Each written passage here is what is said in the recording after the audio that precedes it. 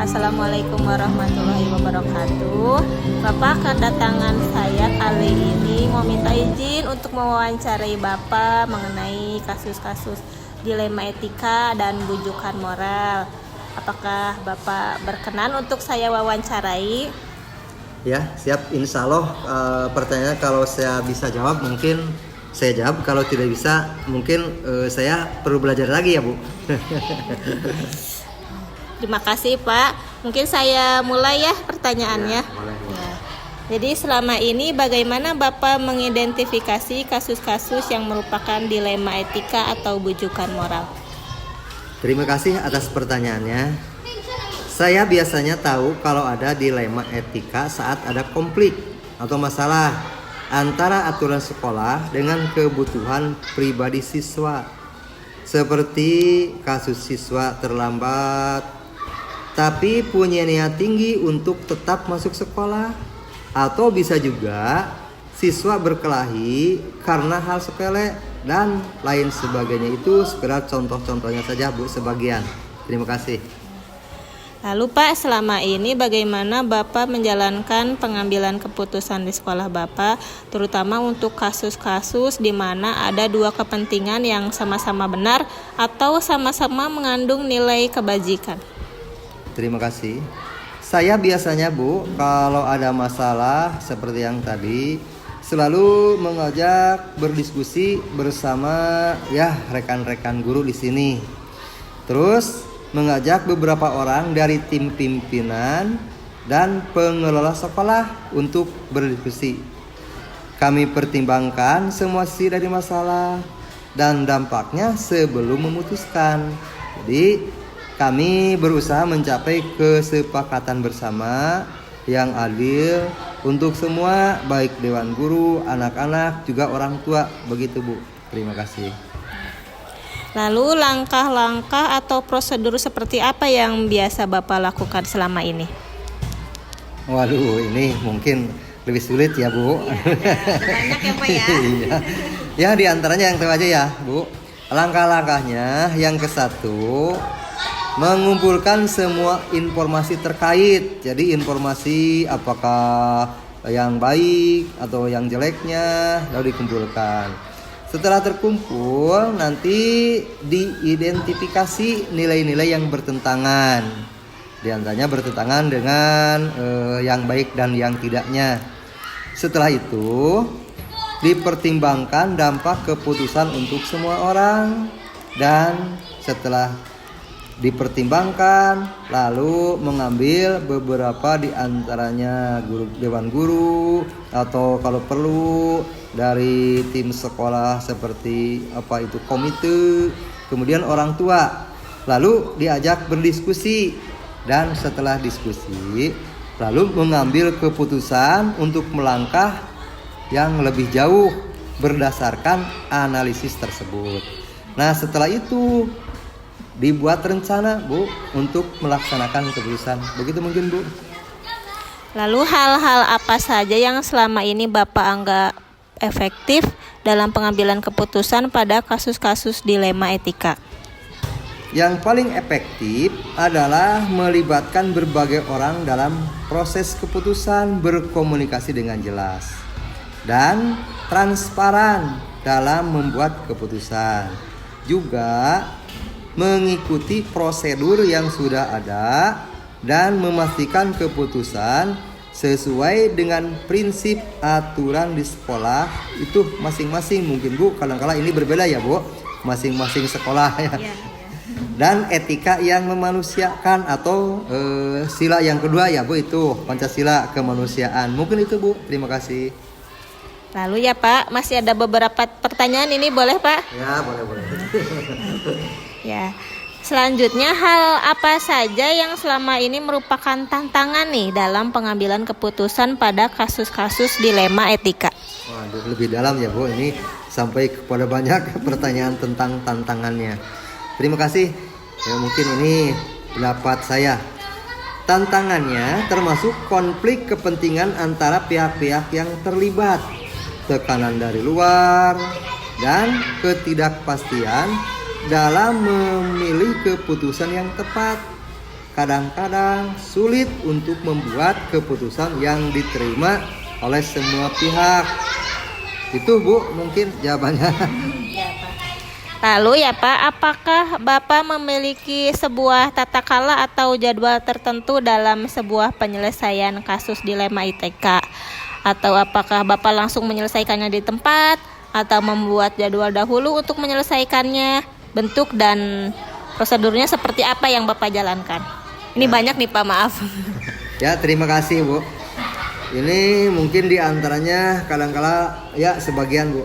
Saya tidak selalu punya jadwal tetap Bu, tapi mungkin tergantung situasi. Kalau ada permasalahan yang sudah berlebihan mungkin langsung diselesaikan. Kalau yang sepele ya mungkin oleh guru-guru sendiri.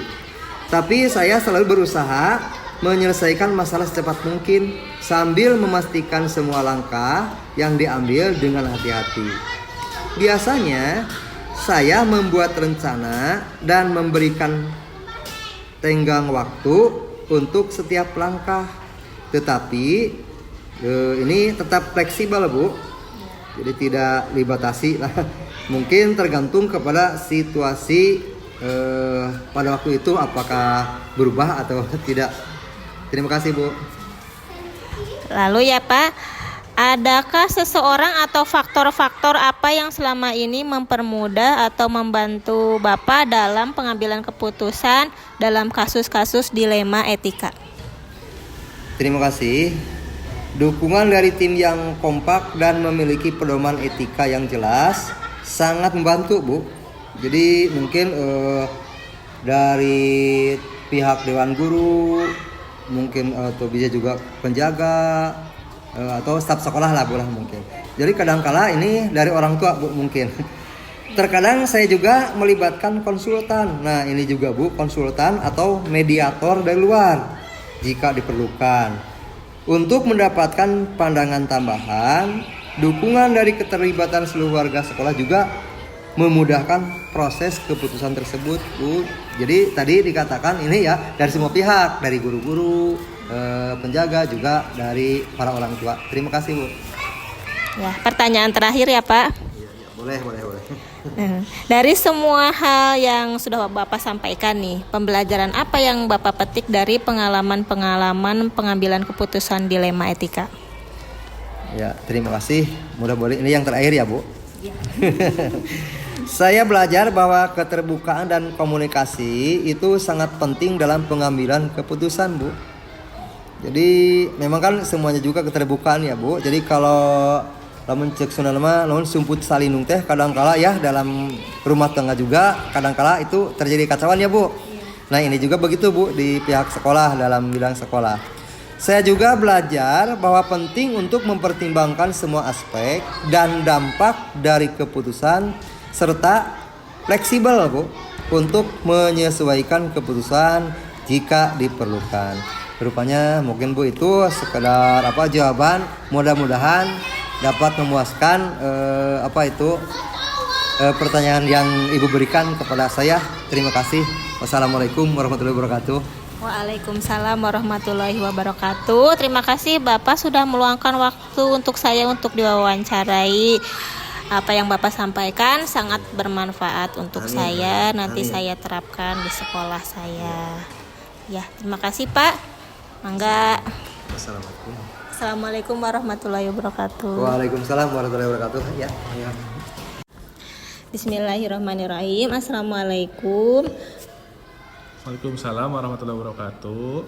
Jadi gini Pak, kedatangan saya ke sini bermaksud untuk mewawancarai Bapak mengenai dilema etika atau bujukan moral. Ada beberapa hal yang akan saya tanyakan. Mangga. Kawitan ya Pak. Nah. Selama ini bagaimana Bapak mengidentifikasi kasus-kasus yang merupakan dilema etika atau bujukan moral?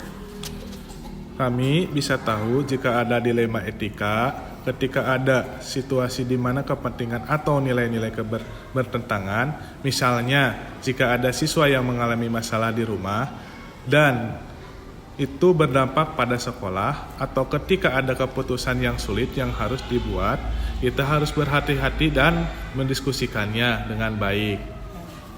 Lalu ya Pak, selama ini bagaimana Bapak menjalankan pengambilan keputusan di sekolah Bapak, terutama nih untuk kasus-kasus di mana ada dua kepentingan yang sama-sama benar atau sama-sama mengandung nilai kebajikan? Kami bisa duduk bersama tim dan membicarakan masalahnya.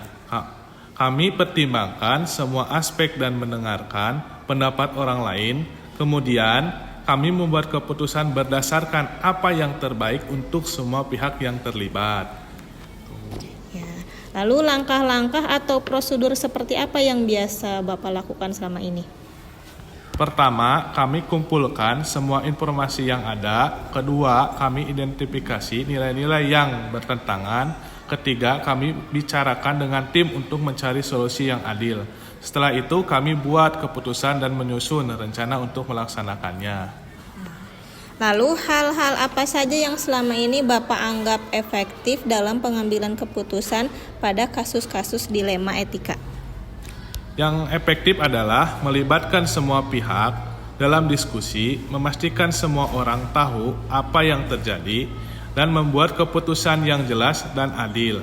Keterbukaan dan komunikasi yang baik sangat membantu.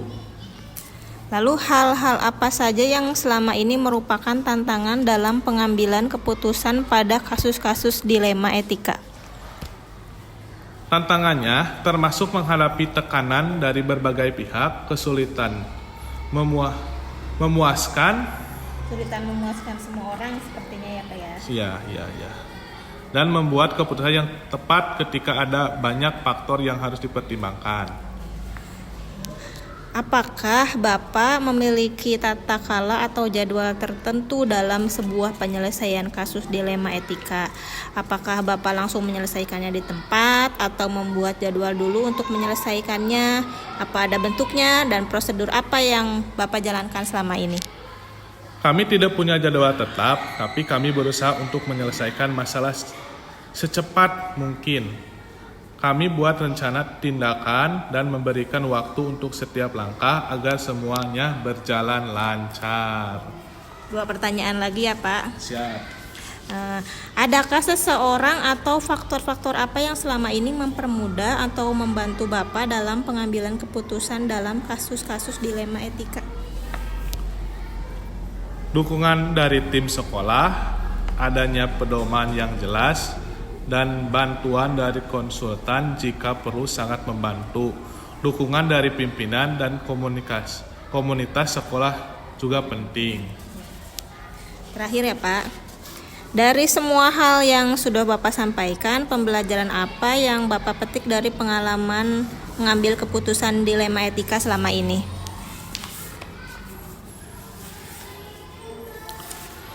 Saya belajar penting komunikasi yang terbuka dan mendengarkan semua pendapat. Kita juga perlu fleksibel dan siap menyesuaikan keputusan berdasarkan situasi yang ada agar keputusan yang diambil tetap adil dan bermanfaat bagi semua. Ya, terima kasih Pak atas sudah meluangkan waktunya. Sama-sama. Banyak yang bisa saya pelajari. Saya tutup wawancara ini. Wassalamualaikum warahmatullahi wabarakatuh. Waalaikumsalam warahmatullahi wabarakatuh. Enggak Pak. Nah.